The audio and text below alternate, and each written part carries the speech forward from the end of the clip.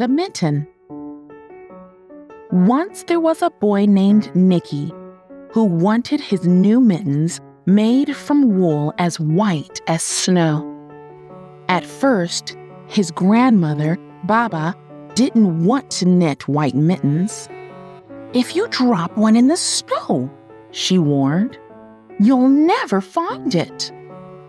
But Nicky wanted snow-white mittens, and finally, Baba made them. After she finished, she said, "When you come home, first, I will look to see if you are safe and sound, but then I will look to see if you still have your snow-white mittens."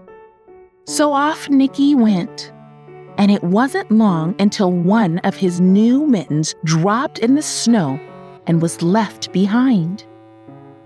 A mole, tired from tunneling along, discovered the mitten and burrowed inside. It was cozy and warm and just the right size. So he decided to stay. A snowshoe rabbit came hopping by. He stopped for a moment to admire his white coat.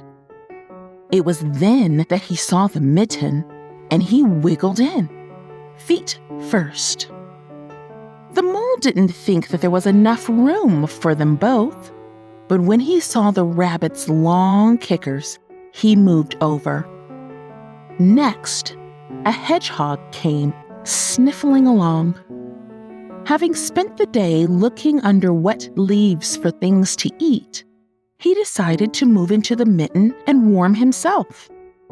The mole and the rabbit were bumped and jostled, but not being ones to argue with someone covered in prickles, they made room. As soon as the hedgehog disappeared into the mitten, a big owl, attracted by the commotion, swooped down. When he decided to move in also, the mole, the rabbit, and the hedgehog grumbled. But when they saw the owl's glinty talons, they quickly let him in. Up through the snow appeared a badger. He eyed the mitten and began to climb in. The mole, the rabbit, the hedgehog, and the owl were not pleased. There was no room left. But when they saw his diggers, they gave him the thumb. It started snowing, but the animals were snug in the mitten. A waft of warm steam rose in the air, and the fox trotting by stopped to investigate. Just the sight of the cozy mitten made him feel drowsy. The fox poked his nozzle in. When the mole, the rabbit, the hedgehog, the owl, and the badger saw his shiny teeth, they gave the fox lots of room. A great bear lumbered by. He spied the mitten, all plumped up, but not being one to be left out in the cold, he began to nose his way in. The animals were packed in as tightly as could be, but what animal would argue with a bear? The mitten swelled and stretched. It was pulled and bowled to many times its size. But Baba's good knitting held fast.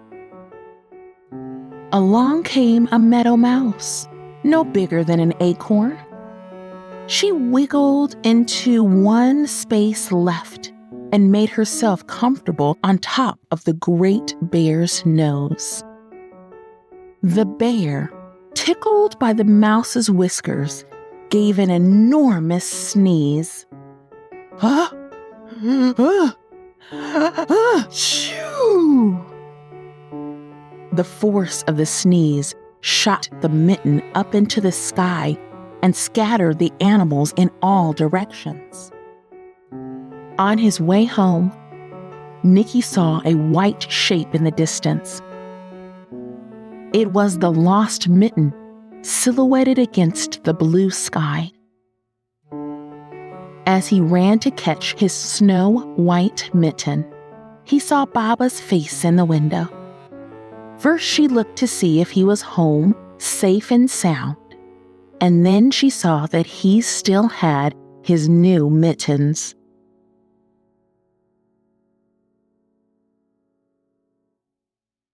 Thank you for reading with me. Don't forget to like, subscribe,